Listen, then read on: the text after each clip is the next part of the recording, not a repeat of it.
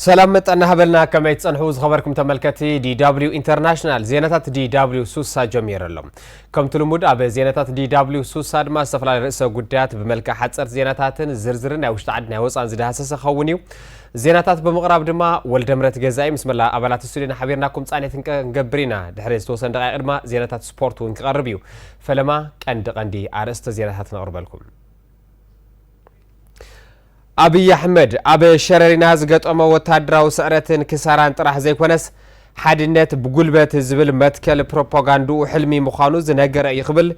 بوليتيكاون وتدراو تنتانتات مبرقن دوبن أفريكا بمقرب زفلت مارتين بلاوت علاو غيرو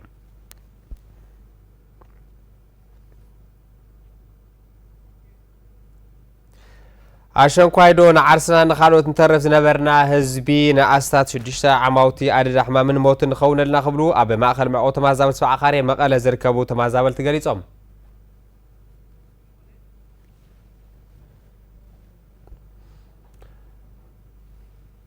أبي دبوب أفريكا عند حقوق آلسي سرعات أبارتايد زنبران استقالسان ديك آنستيو حزوين أبي لعلي انس أتاوت قاعتن كالوت بدلاتن يبسحن مهلاو حبيرن زبلو عبيتي زيناتاتنا يوم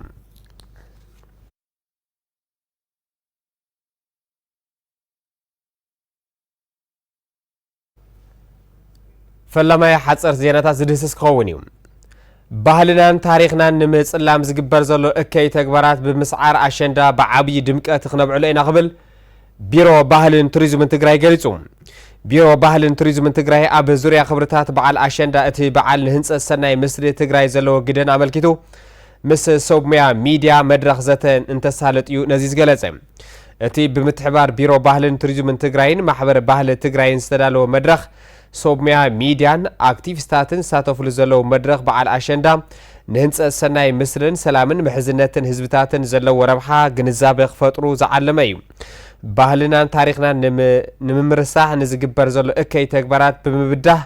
አሸንዳና ብድምቀት ክነኽብሮ ይግባእ ክብሉ ድማ ሓላፊ ቢሮ ባህልን ቱሪዝምን ትግራይ አይተ ዶሪ አስገደም ገሊጾም ጸላይ አሸንዳ ኣብ አዲስ አበባ ብዝብል ንባህሊ ትግራይ ከም ንዝዕ ዝነበረ ተበግሶ ሓያል ተቃውሞ ምስ ጋጠሞ ጸሊም አሸንዳ ብዝብል ክዕይን ይንቀሳቀስ ከም ዘሎ ዘፍለጡ አይተ ዶሪ መላእ ህዝቢ ትግራይ ነዚ ሽርሒ ጸላእቲ ብምፍሻል ባህሉ መንነቱን ሃይማኖታዊ ትውፊታትን ብዝወቀበ አገባ ከኽብር ይግባእ ኢሎም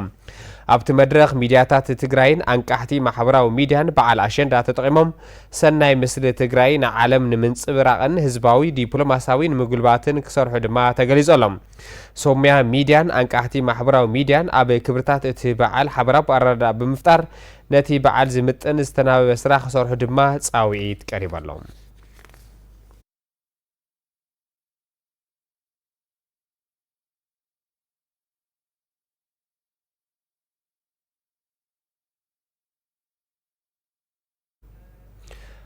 حسخا كوتشنيل نبلسنا مليو خيطفو بحبار كنكلاخلي جبا قبل ممحدار وردا غانتا افشم صويعم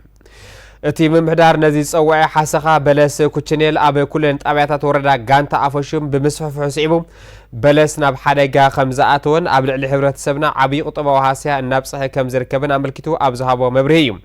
مس هيوت دق سباتن انسساتن قطتاوي متأثار زلو تخلي بلس اغاطيمو خاب زلو حادغا نمكلخال كم وردا استفرالي سرحتي ناتسالت خم زركب بمحبار بفلاي حرستوت اب نفس وكفن ناي حبارن زركب بلس طبق زخونه تفتشين كتتل خغبرو خم زغبان حسخا بلس زلو ودما بوانو قريصكا አቃጺልካ مقبار بسوميا استحبره مسرت نصغا خنسالت كم زغبان تحبيرم ካብ 5 ክሳብ 9 نحس 2018 ዓመተ ምህረት ኣብ ሕድሕድ ጣብያታት እታ ወረዳ ወፍሪ ምክልኻል ሓሰኻ በለስ ኩችኔል ተባሂሉ ቤተሳትፎ መላእ ሕብረተሰብን ሶምያን ወፍሪ ከም ዝሳለጥ ዝሓበረ ምምሕዳር ወረዳ ጋንታ አፈሹም ኣብዚ ወፍሪ መንግስታውን ዘይመንግስታውን አካላት ኣብ ምክልኻል እዚ ሕማም እጃሞም ከበርክቱ ጻውዒት አቅሪቦም ከም ሓበሬታን ርክብን ወረዳ ጋንታ አፈሹም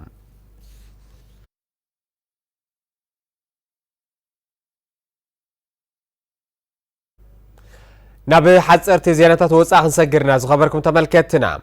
اب دبوب افريكا زقاط محيال زنابن بردن اب غعزو كبيد متقوال كم زفطره تحبيروم ኣብ ዝተፈላለዩ ግዛኣታት እታ ሃገር ብዝወቃ ሓያል ዝናብን በረድን መንገድታት ተዓጽዮም ኣብ ልዕሊ ተጓዓዝቲ ከቢድ ምትእጉጓል ስራሕን ጸገም ምንቅስቃስን ካብን ናብን ከም ዝፈጠረ ኣፍሪካ ኒውስ ጸብጺቡ ኣሎ። እቲ በረድ ብፍላይ ኣብ ምብራቃውን ምዕራባውን ክፋል እታ ሃገር ብዝኸፍአ መልክዑ ተኸሚሩ ንምንቅስቃስ ኣዝዩ ኣጸጋሚ ገይርዎ ዘሎ ድማ እቲ ጸብጻብ ሓቢሩ ኣሎ። ኣሽከርከርትን ሞተረኛታትን ጉዕዞ ቅድሚ ምጅማሮም ጥንቃቄ ክገብሩን መንገድታት ክፍቲ ምዃኖም ከረጋግጹን ከም ዝግባእ ድማ ሰብ መዚ እቲ ሃገር ኣተሓሳሲቦም ኣለዉ። ኣብ ዝበዝሓ ግዛኣታት እቲ ሃገር ብሰንኪ እቲ በረድ መንገድታት ተዓጽዮም ልዑል ምትእጉጓል ከም ዝፈጠረን ንተሽከርከርቲ ድማ ኣዝዩ ሓደገኛ ኮይኑ ምህላውን ኣመሓደርቲ ዝተፈላለያ ግዛኣታት ደቡብ ኣፍሪካ ኣጠንቂቖም ኣለዉ።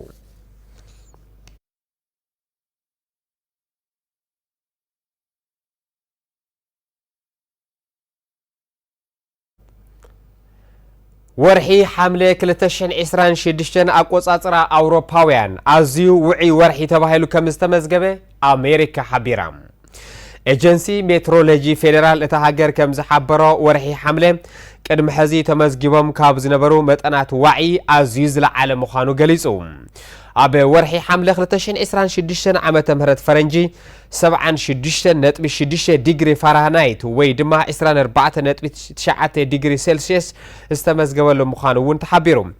ኣሜሪካ ኣብ 132 ዓመታት እቲ ኣዝዩ ድርቂ ዝኾነ ኩነታት ኣየር ከም ዘርአየት እውን ጸብጻብ ኣናዶሊ ኤጀንሲ ኣመላኺቱ። ኣብ 48 ግዛኣታት ኣሜሪካን ኮሎምቢያን ሓዊሱ 17.9 ዲግሪ ሴልሲየስ መጠን ዋዒ ከም ዝመዝገበ ከም ዝኽኣለን እዚ ድማ ምስ ሕሉፋት ክፍለ ዘመናት እንትነጻጸር ዝለዓለ መጠን ዋዒ ኮይኑ ከም ዝተመዝገበን እዩ እቲ ጸብጻብ ኣቐሚጡ ዘሎ።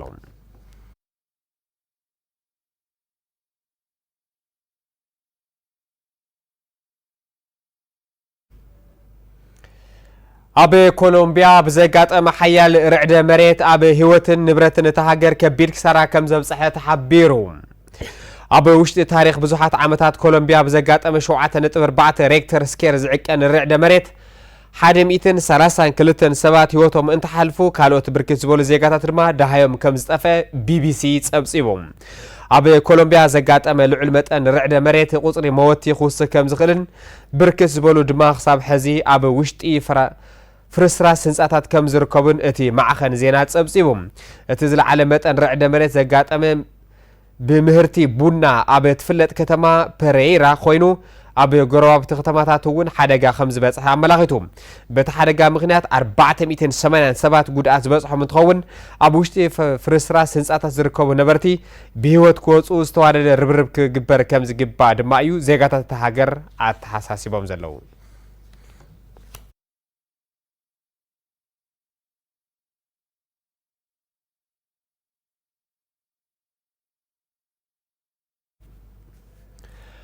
ብዝተፈላለዩ ኣመራፅታት ለባኻትኩም እናተመሓላለፈ ዝርከብ ዜናታት DW ሱሳ ኢኹም ኣብ ምምክታል ትርከቡ ዝኸበርኩም ተመልከትና ናብቲ ካልኣይ ምዕራፍ ዝሓርናዮ ዝርዝር ዜና ክንሰግር ኢና።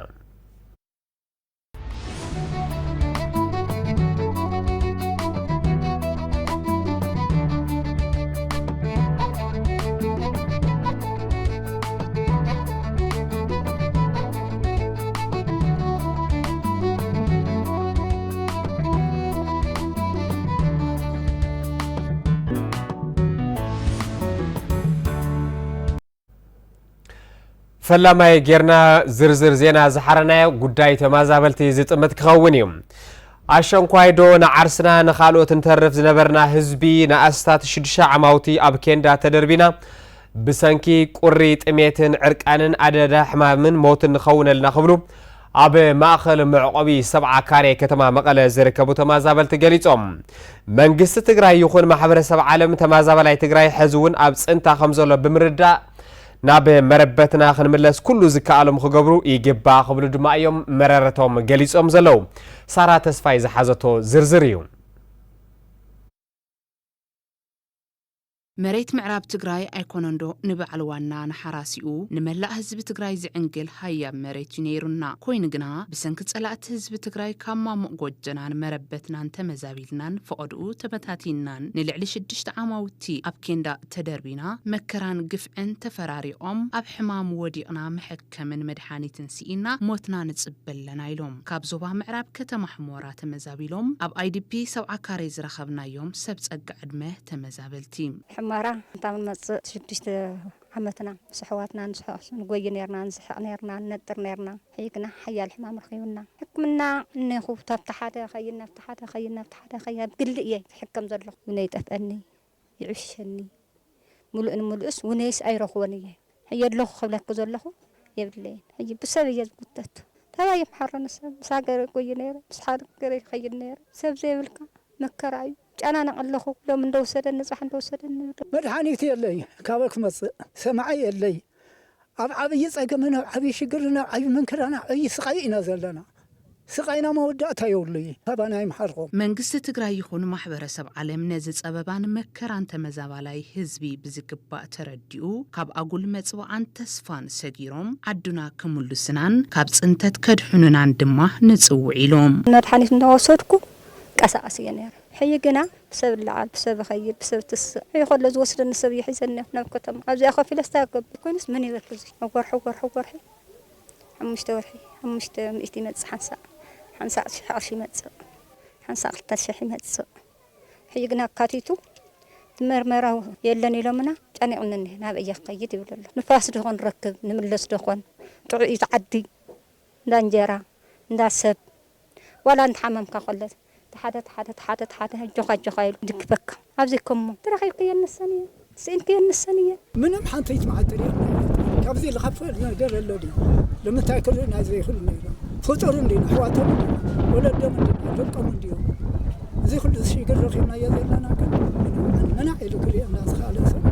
خزقن من الوقت قروج على الرأي الله مو ذاك على أملاك فصم غير إنما كم متحبرتي IDP حدا زخونه من أسي زمنم كيدو بوغونو مكران سقين تمزابالي أزيلكا كقلت أي خلن سلاتنا كابوسل ترانزوات هزبي زوا معراب تقراي أكال متناتو من بهاقو من يوم سقود سلول زلومو انكو ممارتنا كم هزبي عامتاتنا وديبنا أبحاد عنكي ربيبنا بممكات عدنا كن ملسيو زقب النايبل انكو مفتحينا كم هزب تقراي مريتنا خنا ملسلو توزين يتفنقل كن ملسلو نغل حدا خوينا ربيبنا كم هزبن كم منجستن هويلنا عدنا تذكفتنا وصقمات بستفلالي من قدي مفتح خرخو يخول عالم لمي ابز حيلي بقى منم عينت كافتو بزبصحنا صقم كاون لعدن تزبصحناون نحنان حدا خوينا تسمع مينا انت زي حيلنا زخونه اكل مصيو ازي صقملو يلو خفتح زخل ነገር የለ አፍት መንግስትና ህዝብና ካዓስሎ ለዝخل መንገዲ ኣብ ሓደ አንኬል ክና አትኹን ከለለና ባህሊ ዓድና በስተደለየ መንገዲ በስፈተሉ ብዝخل መንገዲ ዓድና ንምልሰሉ መንገዲ ተዘይ ተፈጢሩ ተመዝሎ ከዘለኹ ጸገማት ተኻሊ ዘጓዕ ጸገም ክፍታሕ ኢለ كزارو اللي دخل من قد لنا ناي مفتح أكل زقمط أزي بتزامات زينة بسنكي أبي أربع معلتات بالزنب حيال زناب النفاسن أبي منوابر أم كبير قدرات فتيرو نزل على حرقة كم زك على عم تمازابل تحبيرهم تحرقة نتوم تمازابل توقنات أب كبير سنبادن سن البنا وساطن أودي أم كم زلوا دحر مقلات محبر صلال سيفيل محبر سب معراب تقراي نتيجة أجمع بزلاقنة المفتاح سرّه كم زل ودما التحساسي بعلم فيلمون دستا أب ما أخلنا قوبيت نزابلتي 7 كاري زركبت نزابلتو كانت بزحلف السمون بزنبه زناب عبل علي منبري زعرقو كينداتات كبيد نوت من فراس كم زبصح لهم قليصم ما يمسيو قولك ما يمسيو قصر ينيرونا دار قال 8 ساعات يا 5 شمسيلي بنقرو أخلنا نفتوش إياه حجي ما مسكن فطاري كافت زنبرة كل بلد أصلا رخينا شال حواتنا شال أصلا المحبر بزحلفة 10 تجاوزت مالت أبنا هنا طرح مالتيو 10 تجاوزت بحد جزين فاس جنات إلى النايو كأو قلعت حزنا عندنا عرقته تعبيت نشتنيران بتزنا راح يزنا من نفاس مالتيو كأو جزابير مسكن جنس هلا قلتيفهم تين ده حجزهم أصلا السيل مسامر بحر زافهم تيوم حجزهمنا عاوزي زقات منا أو ما ينفاسنيو حسبنا يوم كلاتنا وجزا خوفنا نهلنا مصيو زا غزاوتنا كله قلبيتو نزوان غزا يسقيلو احنا ግን خوف مسلنا ما يوقع نيرو حيال ما يبرد زلو እዩ መቸም ወጪና ተመስገንና የንፈጣሪ አውጪና እዩ ማይ መጪው ምስት ማይ ማ ንፋስ ነይሩ ገላቢጥና በቃ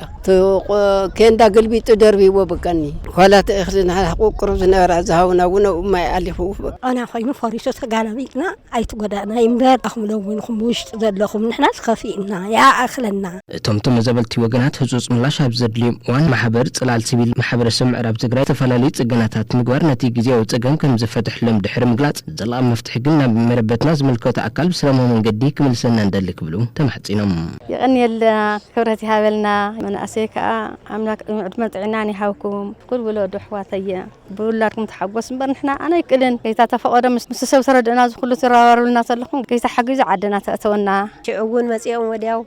ريئومنا أيوم أجوخني لمنا أيام كيدم حجوون وأي تسبنا نحنا كخمزي زولا نجار كمسي الناس أي تسبنا مدهاني ألم زعتهم يخوان زجواركم صراح ኣብ ሰማይ በጽሑ ንዓኻትኩም እውን ምርኣይ ይኹንኩም ዘምደቀይ ግን እዚ ዘላቕ መፍትሒ ሆነ ማለት ሕጂ እውን ብድሕሪኡ ማይ ወቂዑ ነይሩ ኣጋጣ ኣብቲ ዝናብ ዝነበረሉ ሰዓት ነቕነቕነቕ ይብል ነይሩ ማለት ሓንቲ ገዛ ተተበንቀራ ኩለን 10 ተተሓሓዘ ስለዝኾነ ክኸይድ ኸሊ ክንብንቀር ኸሊ ቀንዲ መፍትሒ እዩ ንብሎ ንሕና ንዓድና ክንምለስ ዝምልከቶ ኣካል ክበጽሐልና ዓደይ ክኸናፍታ ገዛይ ናብኣይ ዝደሊ ማለትስ 6-7 ዓመትና ደጊ ወሰነ ይስናብ ዓድኻ ምኻድ ናብ ቦታኻ ምምላስ ይትዋናው ነገር መጽዮም ዘም ኣሕዋትና በላዳሓን እማየ ግዲ የብልኽኒሎም ክንመጸክኒና ኢሎምና ኸይዶም ከዓ ይኸው እግዚአብሔር ንሕናሲ ለዓድና ተትመልስና ኢና ንፈቱ ኣካዲ ስራሕ ማሕበር ጽላል ሲቪል ማሕበረሰብ ምዕራብ ትግራይ መምህር ምስግና ዘረቡ ግድያም እቲ ዘጋጠመ ሓደጋ ንልዕሊ 6 ዓመታት ዘቑፀረ ኣረጊት ኬንዳ ብምዃኑ ዝተፈጠረ ይክብሉ ኣረድዮም ዝሓለፈ ሰሙን ሓያል ዝናብ ንፋስን ዘጋጠመ ያው እቲ ፎሬሲ ዩኒቨርሲቲ እዚ ሕጂ ንሪኦ ዘለና ገዛ ማለት እሕና ብናይ ባዕልና ሶሻል ሚዲያ ተጠቒምና ዝተፈላለዩ ሓገዛት እንትን ጌርና ያው እቲ ገዛ ከም ትሪእዎ ዘለኹም ተሰሪሕሎ ማለት እዩ ኮይኑ ግን ሕጂ እቲ ገጢሙ ዘሎ ፀገም ያው እቲ ኬንዳ 6 ዓመት እዩ ገይሩ ዘሎ ስለዚ ናይ 6 ዓመት ኬንዳ ታይ ክኸውን ከም ዝኽእል ያው ርዱ እዩ ማለት እዩ ስለዚ ኣጋጣሚ ኮይኑ እዚ ሕጂ ንሪኦ ዘለና ብሎክ እዩ ፈሪሱ ዘሎ እምበር ብሙሉእ እቲ 7 ካሬ ንሪኦ ዘለና ትማዕቋዊ ዳርጋ ምፍራስ እዩ ዘሎ ማለት እዩ ዝተገበረ ድጋፍ ሕጂ እውን ግዜያዊ ፀገም ካብ መፍታሕ ሰገረ ክሳብ ዘይኮነ ዝላቕ መፍትሒ ናብ ገዝኦምን መረበቶም ምምላስ ጥራሕ ምዃኑ ብምግላጽ ኩሉ ዝምልከቶ ኣካል ቀልጢፉ ናብ መረበቶም ክምልሶም ድማ ጻውዒቶም ቀሪቦም ህጹጽ መፍትሒ ኢና ጌርና ዘለና ተዋና መፍትሒ ክኾን ዝግብኦ ግን ያው እዚ ህዝቢ ናብ መረበቱ ብስርዓት ክምለስ ክኽእል ኣለዎ ኩሉ ዝምልከቶ ኣካል ትግራዋይ እውን ኣብዚ ህዝብና እቲ ገጢሞ ዘሎ ፀገም በቃላት ዝግለጽ እውን ኣይኮነን ኣብ ልዕሊኡ ተዳዕኒኑ ዘሎ ሽግር ብጣዕሚ ብዙሕ እዩ እዚ ናይ ስነ ኣእምሮ ናይ ስነ ልቦና ከምኡ እውን ኣብ ልዕሊኡ ዝተፈጠረ እቲ ኩነታት ባዕሉ እቲ ተስፋ ምቑራጽ እውን ኣሎ ብሰዓቱ ዘይምምላሱ እቲ ናይ ሂማኒቴርያን ኤድ ባዕሉ ብስርዓት ብዘይምምጽኡ እቲ ህዝቢ ጠሚ መውት ብፍላይ ከዓ ህፃውንቲ ኣረጋውያን ብሕማም ዝተፈላለየ ምኽንያት ሞቱ እንዳሓመሙ ዝርከበሉ ሰዓት እዩ ዘሎ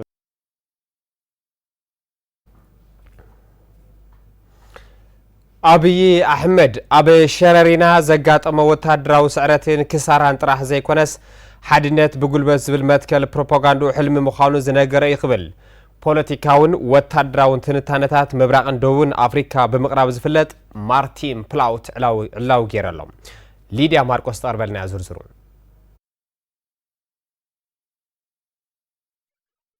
አብይ አሕመድ አብ ሸረሪና ዝገጠሞ ወታደራዊ ስዕረት ወታደራዊ ክሳራ ጥራሕ ዘይኮነስ ሓድነት ብጉልበት ዝብል መትከል ፕሮፓጋንዳኡ ሕልሙ ምዃኑ ዝነገረ እዩ ይብል ብኢፍሬም ሓድጉ ተጻሒፉ አብ ማሕበራዊ መራኸቢ ብፖለቲካውን ወታደራውን ትንታነ ምብራቕ አፍሪካን ደቡብ አፍሪካን ዝፍለጥ ጋዜጠኛ ማርቲን ፕላውት ተወዝዐ ሰፊሕ ትንታነ መንግስቲ ብልጽግና አብ ልዕሊ ሕወሓት ዘጋውሖ ዝነበረ ስሑት ናይ ምቁንጻብን ምትሓትን ተረኽ 25 ሓምለ መደቡብቲ ሱዳን አብ ዝኾነት ሸረሪና ዝወልዖ ኩናት ንመንደቕ ስሑት ተረኹ ደኳዕኳ ዓቢሉ ዘፍረሰን መንገዲ ምፍራስ ዝሃገር ዝኾኑ መሰረታዊ ስልሕታት ጋሓቢሉ ዘርአየ ምዃኑ ይገልጽ እቲ ጽሑፍ። መንግስቲ ኢትዮጵያ ኣብዚ ቦታ ንሰራዊት ትግራይ ንምጥቃዕ ዝወሰዶ ውሳነ ሃንደበታዊ ውሳነ ዘይኮነስ ህወሓት ንምድኻም ሰራዊት ትግራይ ንምንብርካኽ ብዘቢልካ ድማ ህዝቢ ትግራይ ኣገዲዱ ከም ድላይ ገይሩ ንምሓዝ ዝኣመተ በዓል ብዙሕ ስትራቴጂካዊ ውሳነ ምዃኑ ዝገልጽ እቲ ትንታነ እዚ ፍጻመ ግን ብኣንጻሩ ንመሰረታዊ ወታደራዊ ስልትታት እቲ ስርዓት ዝቐየረ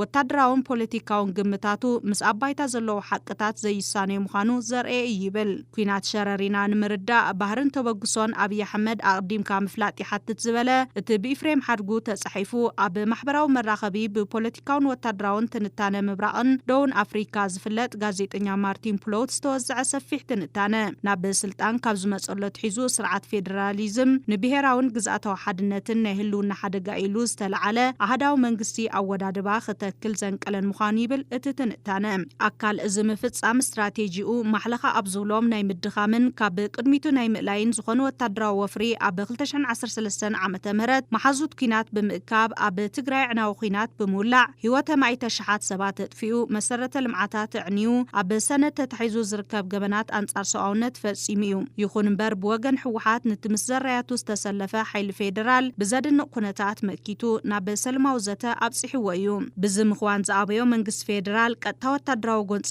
ካብ ምፍጣር ብፖለቲካውን ኢኮኖሚያዊ ጽዕንቶ ብምምጻእ ንመሓውር ትግራይ ንምፍራስን ንምስዓርን ብሰለስተ መንገድታት ተንቀሳቒሱ ይብል ትንታነ ኢፍሬም ሓድጉ። እቲ ሓደ ብጌታቸው ረዳን ጀነራል ጻድቃንን ዝድፋእ ኣብ ህወሓት ፖለቲካዊ ምግማዕ ብምፍጣር ምድኻም፣ እቲ ካልኣይ ዓምድታት ሰራዊት ትግራይ ንምፍራስን ንምብታንን ብመንግስቲ ፌደራል ዝሕገዙን ዝምርሑን ኣብ ዓፋር ወታደራዊ ዕጡቓት ምድልዳል፣ እቲ ሳልሳይ ድማ ይብል ፕሮፓጋንዳን ኢኮኖሚያዊ ክባን ብምግባር ካብ መሃያ ክሳብ ሸቐጣት ካብ ነዳዲ ክሳብ መሰረታዊ ግልጋሎታት ብምዕጻው ብዘይ ጥይት ህዝቢ ትግራይ መንበርካኽን ኣብ ልዕሊ መራሕቱ ብተቃውሞ ክዕምፁ ዝዓለመ ጥራሕ እናካየደ የጸኒሑ ብተወሳኺ ድማ ህዝቢ ዳግም ንዝኽፈት ኩናት ብምስጋእ ካብ ትግራይ ካድም ሰፊሕ ፕሮፓጋንዳዊ ዕዮ ተሰሪሑ ይብል ትንታረ ኢፍሬም ሓድጉ። ህወሓት ዝበሃል ደጊም ንምምራሕ ብቑዕ ኣይኮነን ህዝቢ ትግራይ ካብ ዝኾነ ክሕልዎ ዓቕምን ተኽእሎን የብሉን ሰራዊት ትግራይ ድማ ኣለውኒ ዝብሎም ጀነራላቱ ጠሊሞሞ ፈሺሎሎ እናበለ ጸንሐ መንግስቲ ብልጽግና እዋን ሓልዩ ኩናት ምኽፋቱ ይገልጽ። መሰረት እዚ ኣብ ሸረሪና ዝወዓለ ኩናት 4 ወታደራዊ ዕላማታት ዝሓዘ ምንባሩ ዝገልጽ እቲ ትንታነ እቲ ሓደ ህወሓት ምዕራብ ትግራይ ንምሓዝ ኩናት ተበጊሱ ብምባል ኣብ ህልውና ኣምሓራ ከም ዘነጻጸረ ኣብ ጎኑ ክስለፍ ንምልዓዓል፣ እቲ ካልኣይ ሰራዊት ትግራይ ብወገን ምዕራብ ወለጋን ቤንሻንጉል ጉሙዝን መጥቃዕቲ ክኸፍት እዩ ካብ ዝብል ግምት ዝብገስን ኣርሚ ሰብዓ ካብ ከባብታት ብምርሓቕ ንሓይሊ ዕጡቕ ሱዳን RSF ተቓላዕትን ምግባር ሳልሳይ ሸረሪና ኢትዮጵያን ሱዳንን ኤርትራን ዘራኽብ ወሰን ብምዃኑ ዝኽፈት ኩናት ኤርትራ ብቁጥዐ ምላሽ ክብን ኤርትራ ግዝኣታዊ ሓድነት ኢትዮጵያ ብሓይሊ ሒዛ ኢልካ ንማሕበረሰብ ዓለም ንምንጋርን ንምድንጋርን እቲ ራብዓይ ድማ ይብል እቲ ትንታነ ኣብቲ ከባቢ ንዝገጠመቶ ኣርሚ ዘለዋ ወታደራውን ናይ ምውጋዕ ዓቕማን ምፍታሽ ዝዓለመ ቁልፊ ምኽንያታት መገሲ ፌደራል እዩ ክብል ይገልጽ። ምእንቲ እዚ ንፕሮፓጋንዳ ልዑል ትኹረት ብምሃብ ነቲ ደኺሙ ዓቕሙ ተበቲኑ እዩ ንዝብሎ ሰራዊት ትግራይ እንትወቅዕ ንዓለም ዘቃልሑ ጋዜጠኛታት ኣብ ሕሞራን ጎንደርን ተቐሪቦም ክጽብጽቡ ተተዳለዉ እኳ እቲ ኩነታት ዝተቐየሮም ሰሙያ ማዕኸናት መራኸቢ ትም ክብሉ ከም ዝመረጹ ይግለጽ። እቲ ዝተወልዐ ኩናት ሸረሪና ሰራዊት መንግስቲ ፌደራል ዕጡቓት የተክየ ዘይዘብን ሰራዊት ሓምዳን ደጋሎ RSFን ሒዙ ገጢሙ ብማሕበራዊ መራኸብታቱ ንሰራዊት ትግራይ ከም ዝደምሰሶ እኳ እንተጸሓፈን እንተወዝዐን እቲ ዋዕዋዕታ ፍሽል ዓወቱ ምስ ሃድአ ፍሽል ዓወቱ ዘዕነወ ግን ዝገጠሞን ዘይሓሰቦ ክረክብ ገይሩ ወቕዑ ዝሰዓረ ብርቱዕ ሰራዊት ትግራይ ምዃኑ ተረጋጊጹ እዩ። ሰራዊት ትግራይ ዝመትከሉ ዝተወደበን ዝተዋሃደን ወታደራዊ መንገዲ እቲ ንዓመታት ብጥንቃቐ ሞራሉ እናተሃንጸ ጸንሐ ሓይሊ ፌደራል ዘርዐደን ከቢድ ስነልቦናዊ ድንጋጸ ዝፈጠረልን ኮይኑ ተረኺቡ ይብል እቲ ብኢፍሬም ሓድጉ ተጻሒፉ ኣብ ማሕበራዊ መራኸቢ ብፖለቲካውን ወታደራውን ትንታነታት ምብራቕን ደቡብ ኣፍሪካ ዝፍለጥ ጋዜጠኛ ማርቲን ፕላውት ዝተወዝዐ ሰፊሕ ትንታነ። ብዘይካዚ ኩናት ሸረሪና ብዓይኒ መንግስትን ደገፍቲ መንግስትን ብልጽግና በዓል ጉጉይ ስትራቴጂካዊ ዕላማን በዓል ሓፂር ዕድመን ናበሉ ዝጽውዕዎ ጽምዶ ህወሓት ዘተባብዕ ኮይኑ ዝተረኸበ እዩ። ብስሑት ስልሒት ምስ ሱዳንን ኤርትራን ናብ መጻወ ዝኣተወ መንግስቲ ፌደራል እዘን ዓንድታት ምስ ኣንጻሩ ዝተሰለፋ ሓይልታት ክዳርገንን ከጻምደንን ጎቲቱ ዘእተወ ምዃኑ ዝገልጽ እቲ ትንታነ እዚ ስርዓት ወሰን እናሰገረ ዝኸፈቶ ኩናት ወታደራዊ ግብረ መልሲ እዘን ሃገራት ዘስዕ ምዃኑ ድማ ይገልጽ። ሕዝቢ ዘሎ ወታደራዊ ኣሰላልፋ መንግስቲ ኢትዮጵያ ኣብ ሸረሪና ዝበጽሖ ስዕረት ስዒቡ ኣብቲ ሃገር ኩነታት ምክፍፋል ክጋደድ ዝገብር ገዚፍ ፖለቲካዊ ሓደጋ ተራኢ ከም ዘሎ ሰብኣዊ ኣካላት ብግንባርን ብደገፍትን ከኣትዋ ዝዕድም ዘሎ ምዃኑ የመላኽት። ኩናት ሸረሪና መንግስቲ ብልጽግና ዝጀሃረሉ ወታደራዊ ኩነታት ኣብ ባይታ ምስ ዘሎ ዘይሳነ ምዃኑ ዘርኤ መሬት ምዕራብ ትግራይ ክምልስ ሕጋውነት ሕወሓት ክቕበል ኢኮኖሚያዊ እገዳ ትግራይ ክፈትሕ ቁሩብ ዘይኮነ መንግስቲ ፌደራል እዚ ምፍታሕ ተዘይክኢሉ ንውድቀቱ ዘቃላጥፍ ባይታ ዘመቻቹ ዘሎ ምዃኑ ዘርኢ ይብል ሚዛንን ዓቕምን ፖለቲካዊ ድሕረ ባይታን እናተንተነ ዘቕርብ እዚ ጽሑፍ ብኢፍሬም ሓድጉ ተጻሒፉ ኣብ ማሕበራዊ መራኸቢ ብፖለቲካውን ወታደራውን ትንታነታት ምብራቕን ደቡብን ኣፍሪካ ዝፍለጥ ጋዜጠኛ ማርቲን ፕላውት ዝተወዝዐ ሰፊሕ ትንታነ መፍትሒ መንገድታት ዝብሎም እንተነጽር ድማ ተዋጋእቲ ሓይልታት ስምምዕነት ደው ምባል ተኽሲ ብምክያድ ናብ ስምምዕነት ሰላም ክምለሱ ንመንግስቲ ፌደራልን ሕወሓትን ጥራሕ ዘይኮነስ ድጽምዶ ከም ሕጋዊ ኣካል ተቐቢልካ ንፋኖን ኦላን ዝሓወሰ ሓፋቑ ዝኾነ ልዝብ ምክያድ ሰብኣዊ ተበጻሕነት ክህሉ መንገድታት ምኽፋት ኢኮኖሚያዊ ዕፅዋ ብምልዓል ምኽፋት ዘይሸራዊ ነጻ ዝኾነ ዓለምለኻዊ ሚድያታት ናብ ትግራይ ኣቴን ክጽብጽባ ምፍቃድ ምቅራብ ዝፈጥሩን ኩናት ዘህድኡን ዘባዊ ዲፕሎማስያዊ ምጥንኻር ብሄራዊ ዕርቂ ምክያድ ማሕበረሰብ ዓለም ኣብዚ ሽንግልና ብሙሉእ ዓቕሚ ክሳተፍ ምግባር ዘላቕ ሰላም ዝፈጥረሎም መንገድታት ብምዃኖም ኣብ ከተማ ሓውዜን ካብ ትካላት ገበርቲ ሰናይ ብዝተረኸበ ደገፍ መናእሰይ ብማሕበር ተወዲቦም ኣብ ስራሕቲ ምፍራይ ፈሳሲ ሳሙናን ተኸላ ሶላርን ውፅኢታዊ ይኾኑ ምህላዎም ተጠቀምቲ እቲ ዕድል ስራሕ ዝኾኑ መናእሰይ ገሊጾም ኣለዉ ንነዊሕ ዓመታት ስራሕ ስእነት ተጋጢሞም ዋላ እኳ እንተነበረ ብትካላት ገበርቲ ሰናይ ብዝተገበረሎም ደገፍ ዝጀመሮ ውፅኢታዊ ስራሕ ናብ ዝለዓለ ብርኪ ንምዕባይ መርኣያ ንምዃንን ይሰርሑ ምህላዎም ድማ ኣገንዚቦም ኣለዉ መረሳ ሰፋ ተወሳኺ ዝርዝር ሒዙ ኣለዉ ኣብ ከተማ ሓውዜን ብምትሕባር ማስተር ካርድ ፋውንዴሽን ካቶሊካዊት ቤተክርስትያን ዓዲግራትን ዩኒሴፍን ብዝተገበረሎም ሓገዝ ገንዘብን ናውትን መናእሰይ ተወዲቦም ዝተፈላለዩ ፈጠራታት ዕድል ስራሕ ተጠቀምቲ እናኾኑ ከም ዝርከቡ ድምፂ ወያነ ትግራይ ዘዘራርቦም ኣብ ስራሕቲ ምፍራይ ፈሳሲ ሳሙናን ተኸላ ሶላርን ዝተዋፈሩ መናእሰይ እታ ከተማ ዝነበሮም ፀገም ስእነት ስራሕ ከም ዝተቐረፈሎም ይገልጹ ክልተውላዕሎ ኣብኡ ኮይና ብናይ 21 መዓልቲ ሰልጢና እና ብቑዕ ትምህርቲና ረኺብና ወይዘዊ ካብኡ ናይ ንብረትን ናይ ገንዘብን ሓገዝ ዝተኻእለ መጠን ገይርልና ማስተር ፋውንዴሽን ምስ ዩኒሴፍ ምስ ካቶሊካዊት ቤተክርስትያን ዓዲግራት ኮይኖም ኣብ ዘዘጋጀይዎ ምስ ማሕበር መናእሰይ ትግራይ ጽቡቕ ኣወዳድባ ይወዲውና ያው በዝሕና 18 ኢና ጽቡቕ ትምህርቲ ኢና ወሲድና እስካዕ ሕዚ ንሰርሕ ኣለና ጽቡቕ ኣብ ክልተ ቦታ ተኺልና ኣለና ኣብ ሓንቲ ወረዳ ሓውዜን ኣብ ጣብያ ሸለዋ ቆሸት ሓንያ ዝበሃል ኣብ ናይ መብራህቲ ተኺልና ኣለና ኣብ ወረዳ ሓውዜን ጣብያ ሞዙተይ ዝበሃል እውን ኣሎ ኣብ ናይ ቴሌቪዥንና ኣብ ናይ መብራህቲ ተኺልና ኣለና እስካዕ ሕዚ ስራሕ ጽቡቕ እዩ ዘሎ ኣብቶም ዝተዋፈረሎም ዓውዲ ስራሕቲ ውፅኢታዊ እናኾኑ ይኸዱ ምህላዎም ዝገለጹ እቶም መናእሰይ ንቐጻሊ እውን እቲ ዘሎ ስራሕቲ ብምስፍሕፋሕ ሕብረተሰብ እኹልን ዝሓሸን ግልጋሎት ንኽረክብ ምንቅስቓስ እናገበሩ ከም ዝርከቡ እዮም ዝሕብሩ ሰልጠናዮ ናይ ጠቕላላ ናይ ፈሳሲ ሳሙና ዝርዝርኒዮ ናይ ደረቕ ሳሙና ኩላይ ሰልጢና ኢና ካብቲ ፈሳሲ 4 ዓይነት ፈሳሲ ሳሙና ነው በራኪና ናይ ኢድ ቁሑስ ሳሙና እና ናላወንዶሪ ወይ ከዓ ናይ ክዳን እና ናይ ኢድ 4 ጠቕላላ ማለት እዩ 15 ኣባላትና ተወዲብና ሕዚ ኩሉ ነገር ባዕልና ባዕል ሙያ ስለ ዝኾነ እቶ ብናይ ባዕልና ገንዝ እንትን ጉልበት እዩ ዕዳጋ ጽቡቕ ይሽየጠልና ኦልሬዲ ድሓኒ ትርፋማ እዩ ስራሕ ተተሸይጡ ኣንሕና ዝተምሃርናዮ ኣቕሓ ወይ ሓድሽቲ ኣቕሓታት ተኺልካ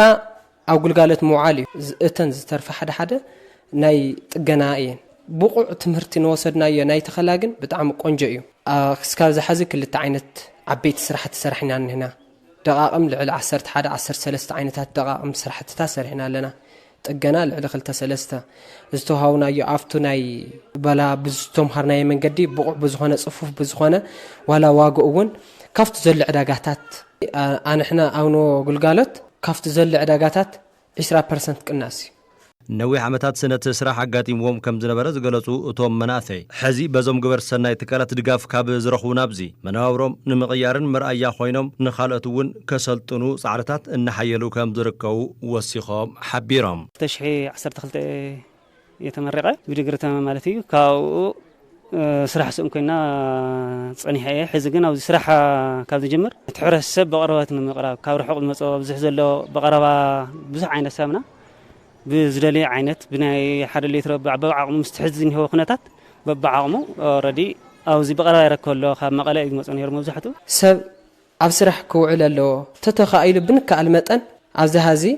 ሰላም ጥራሕ ይዘድልየና ኣብ ስራሕ ውዒልካ ግልጋሎትካ ምህዞታትካ ንትውልድ ከተቐምጠለካ ኢለ እየ ዝሓስብ ናብ 18 ኢና ጠቕለላ ዘለና 15 ደቂ ኣንስትዮ ኣሎ ናብዚ ስራሕ እዚ ኣባና ክተርፍ ዘይኮነስ እዚ ስራሕ እዚ ንዓና ተለዊጥናስ ንማሕበርና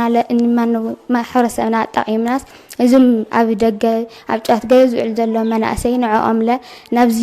ብናይ ባዕልና ስልጠና ሓገዝ ካሊእ ጨንፈረ ወፂናስ ንዕኦም መሰልጢና ናብ ፅቡቅ ደረጃ ንኽነብፅሕ ተስፋ ኣለና ሓላፊ ዘፈር ቁጠባ ከተማ ሓውዜን ኣይተ ኪሮስ በየነ ብገበርቲ ሰናይ ትካላት ዝተረኸበ ድጋፍ ንመናእሰይ ፅቡቅ ዕድል ከም ዝፈጠረን ኣብ ስራሕ ዘይተዋፈሩ መናእሰይ እውን ተጠቀምቲ ዝኾነሉ ዕድል ንክፍጠር እናሰርሑ ከም ዝርከቡ ተዛሪቦም ከም ከተማ ሓውዜን ንልዕሊ 438 ስራሕ ሱን መናእሰይ ዝተፈላለዩ ስልጠናታት እናሃበልና እዩ ዝርከብ ብርክት ዝበሉ ማሕበራት ወዲኡ ምስ ዘፈር ቁጠባ ልምዓት ከተማ ሓውዜን ምስ ዳኣንትን ማኒፋክቸሪንግ ብምትሕባር ብዙሓት መዳርግቲ ኣካላት እውን ብዘለዎ እናሓገዘና እዩ ዝርከብ ማለት እዩ ካብቶም ዝተወደቡ ንመስርሕን መሸጥን ዝኾን ቦታ እውን ብምድላው ዝተፈላለዩ ድጋፋት እናገበርና ኢና ንርከብ ዘለና ማለት እዩ ገና ዝዕድል ዝረኸበ ስራሕ ሱን መንእሰይ የለና ሕዚ እውን ምስቲ ድርጅት እናተራኸብና ዘለውና ፀገማት እውን እናረዳእና እቲ መንእሰይ ናብሩ ብዝልውጠሉ መንገዲ ብማሕበር ተወዲኡ ክሰርሕን ካብ ተፀባይነት ተናጊፉ ዓርሱ ክኽእል ንምግባር ንሰርሕ ኢና ዘለና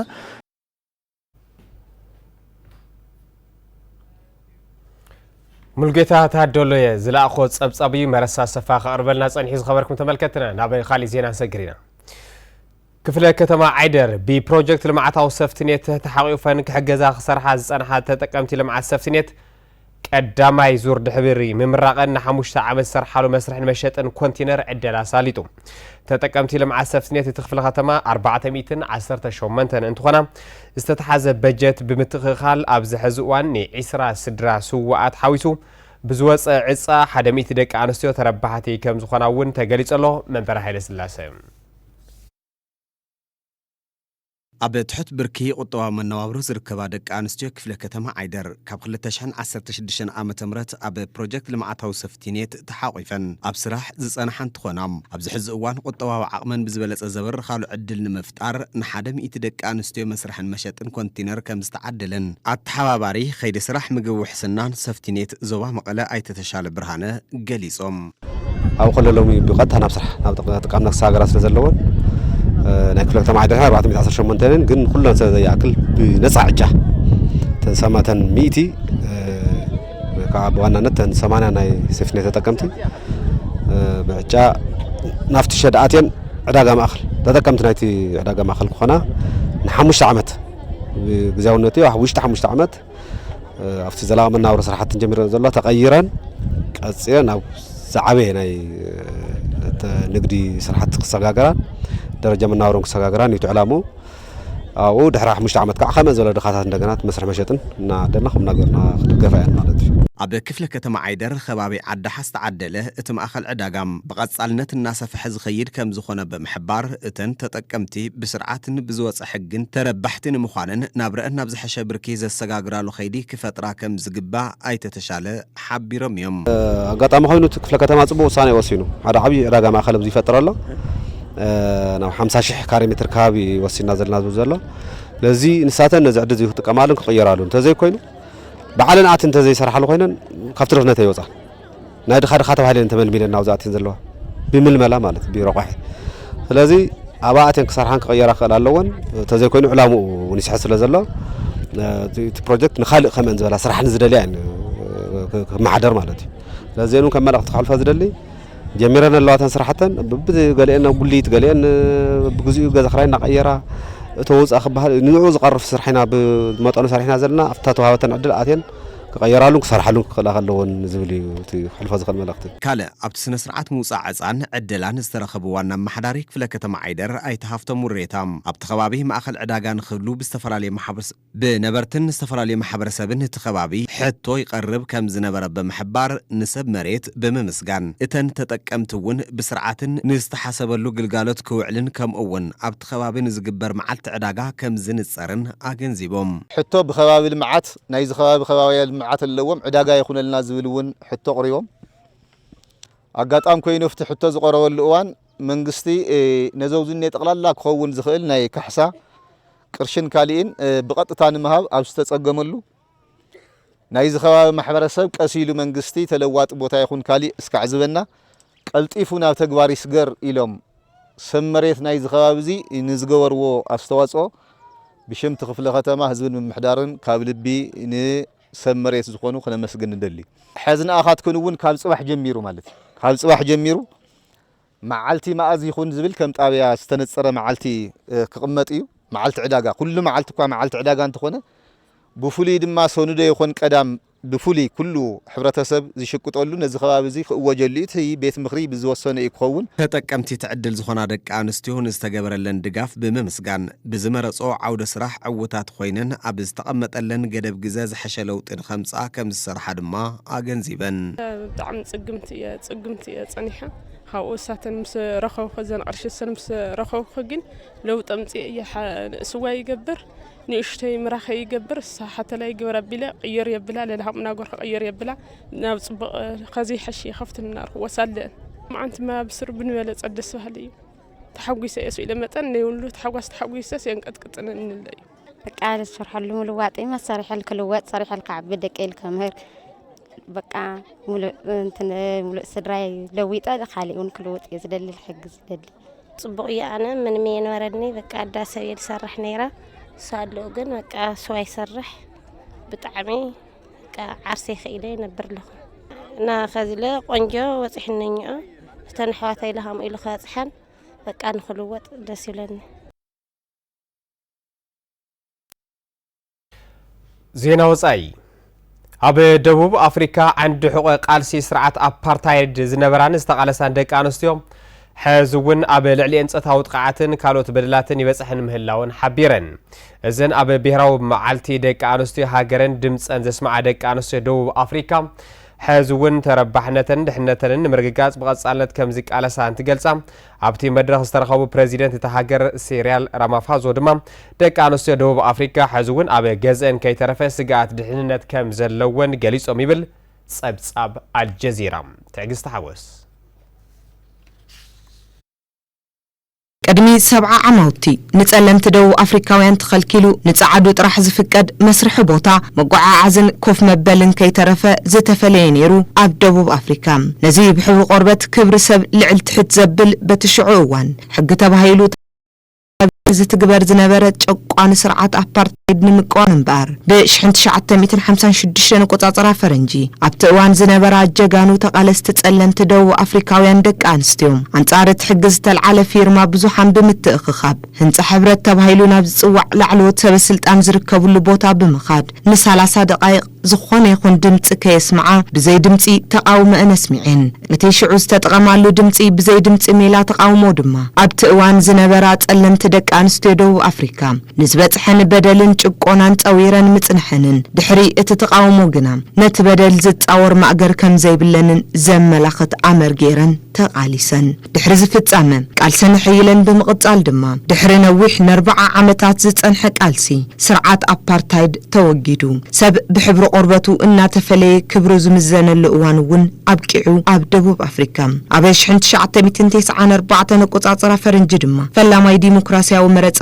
ደቡብ ኣፍሪካ ተሳሊጡ ነዚ ስዒቡ ድማ ክብርን ማዕርነትን ዜጋታት ዘረጋግጽ ብሕገ መንግስቲ ዝምራሕ መንግስቲ ተጣይሹ ከም ውጽኢቱ ድማ ደቂ ኣንስትዮ ኣብ ወሳኒ ዝበሃል መንግስታዊ መሓውር ክቕመጣን ኣባላት ተወከልቲ ህዝቢ ኮይነን ድምፀን ከስማዓን ክሳተፋን ተፈቂዱ እንተኾነ ግና ሕዝውን ጸለምቲ ደቂ ኣንስትዮ ደቡብ ኣፍሪካ እቲ ቅድሚ 70 ዓመታት ዘሳለጦ ሰልፊ ዓመታዊ ክብረ በዓል ገይረን ኣብ ዘኽብራሉ እዋን እውን ተመሳሳልነት ዘለዎም ሕቶታት ሒዘን እዩ ምኽንያቱ ድማ ሕዝውን ደቂ ኣንስትዮ ደቡብ ኣፍሪካ ቁጠባዊ ተረባሕነተን ኣይተረጋገጸን ኣብ ጉዳይ ድሕንነተን እውን ኩሉ ግዜ ምሰጋእየን ነዚ ከም መርኣያ ገይሩ ዝጸርሓ ጸብጻብ አልጀዚራ ኣብቲ እዋን ኣብ 1956 2006 ነቆጻጽራ ፈረንጂ ጓል 18 ዓመት ጎርዞ ዝነበረት ሶፊ ዊሊያምስ ሕዝውን ጓል 88 ዓመት ኮይና ቁጠባዊ ማዕርነት ደቂ ኣንስትዮ ደቡብ ኣፍሪካ ኣይተረጋገፀን ድሕንነተን እውን ውሑስ ኣይኮነን ዝብል መርገፂ ሒዛ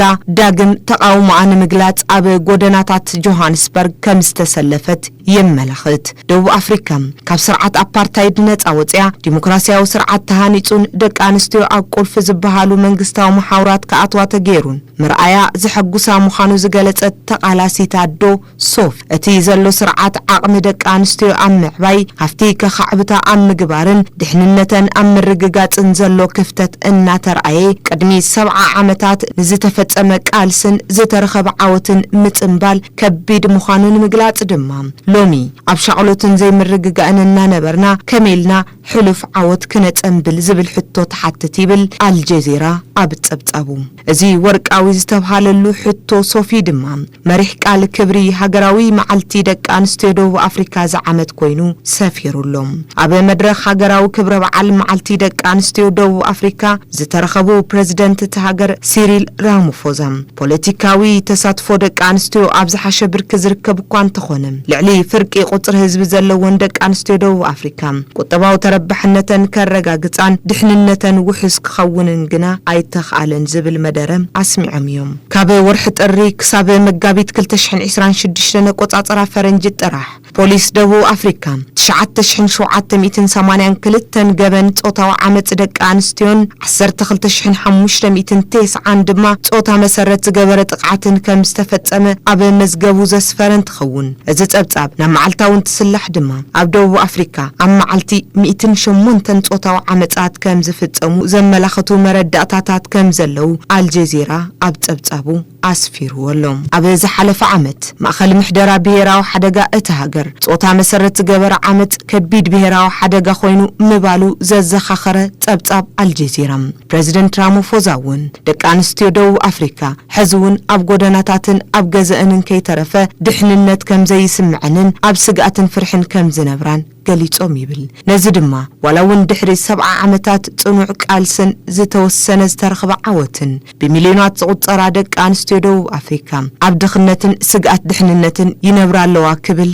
ጸብጻቡ ይኽንብት ሓተታ አልጀዚራ። በዚ የቢልና ናብ ጸብጻባት ስፖርት ኢና ንሰግር መሳረትና መሐመድ ንጉስ ሙስጠፋ ኣብዚ ኣብ ስቱዲዮ ምሳይ ዝርከብ ናብ ሰግርና መሐመድ ከመይ ኢልካ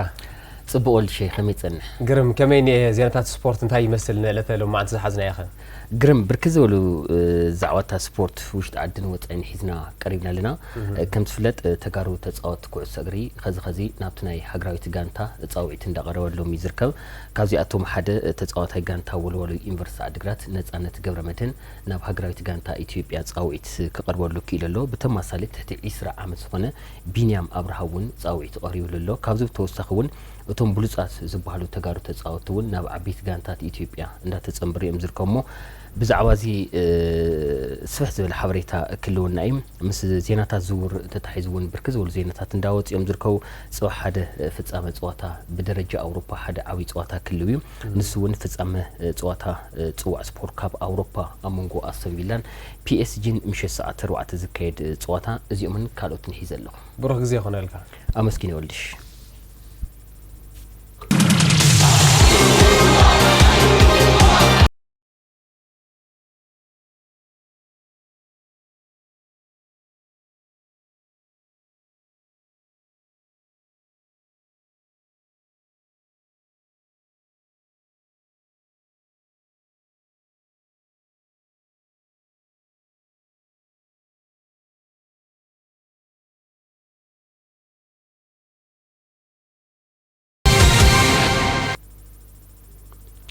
سلام طعني هبلي كمي تصنحو تصوصات سبورت إذا ساعات حيزة قريبا لخو بتفلماي زعواي كجمر فريات تقراي زخونة تصواتاي غانتا ولوالو ينفرس عدقرات ناس أنا تقبر مدن ناب هقراويت غانتا إثيوبيا تصوعيت قريبا لهم هقراويت غانتا إثيوبيا أب متصاري تصواتا تصوع أفريكا كلتشن إسران شوعتن أب ورحي مسكرم نزلوا خلت قدمات السعيبو السلطاني اتهاقراويت غانتا زخونة يوحانس سالي نتوم قدمات زخونو تتصاوت نابتي تصاوعت كقرب كيلو بتحتي 10 عامات ون 6 تتصاوت حويسها بحفشة ن 39 تتصاوتين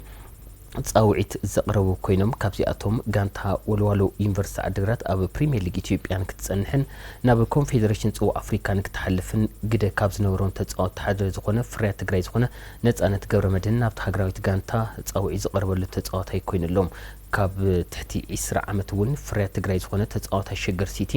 ቢንያም አብርሃውን ጻውዒት ከቀርበሉ ኪለሎ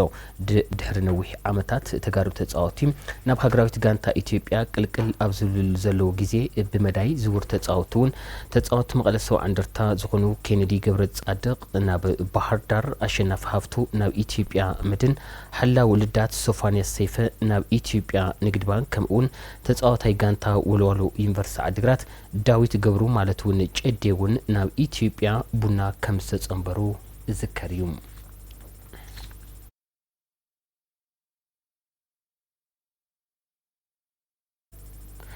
بزبيلنا بزرزر نابز حزنا يزينا كنساقر غانتا كعس اقري ناتانيم بخلتي توتا بولصات تكاتي سبورتنيتات ام فراي كم تركب نبر تصاوتاي غانتات ترانس اثيوبيا غونا ددبيت اسلطانتا غانتا ميكائيل امها غليصو ابز غدايزي كحساي ولايم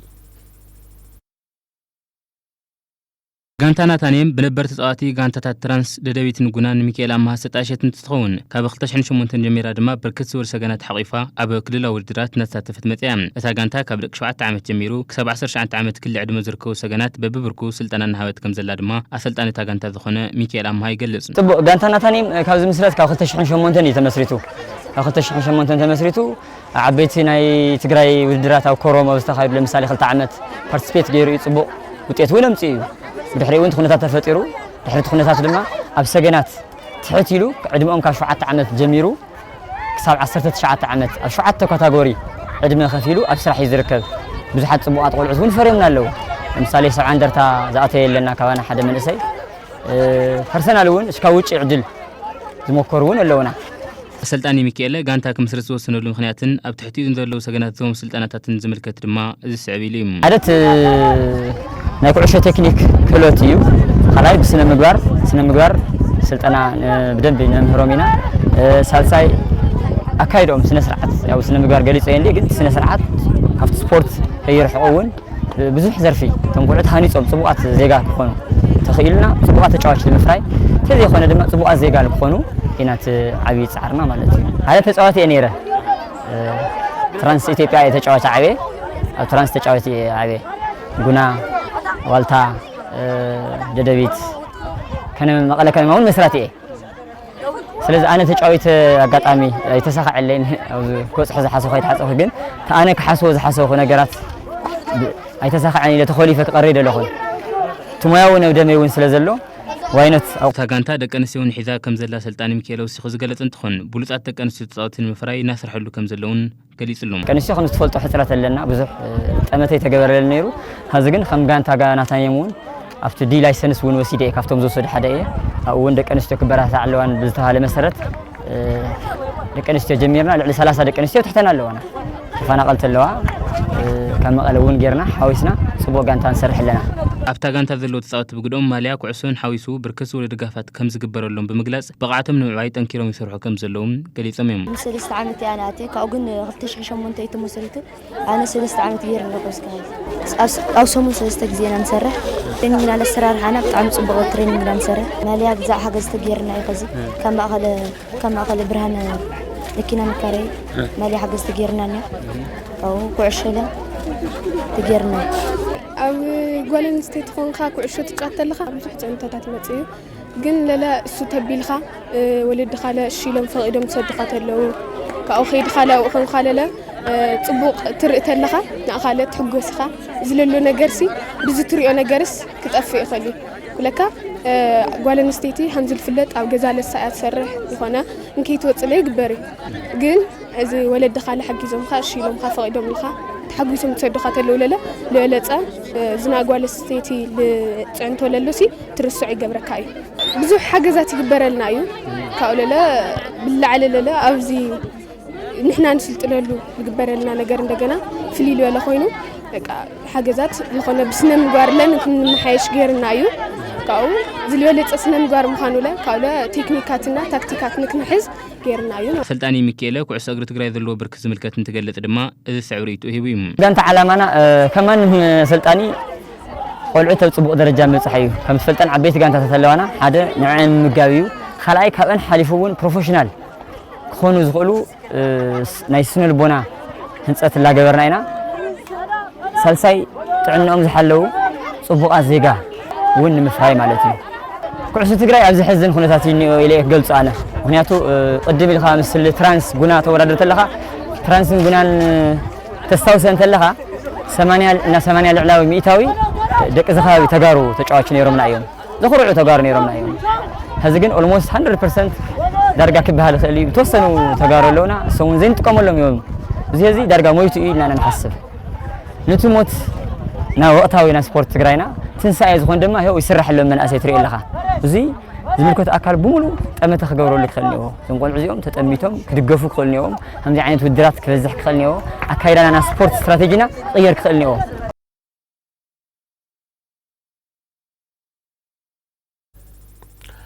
بزبيلنا ناب زيناتات زور كنساغر تتعاطي غانتا بارسيلونا رونالد أراهو بلقاح ناب غانتا ليفربول تتنبيرو لهم تولادي أوراغاي تخلق غانتا بارسيلونا أراهو بوعلي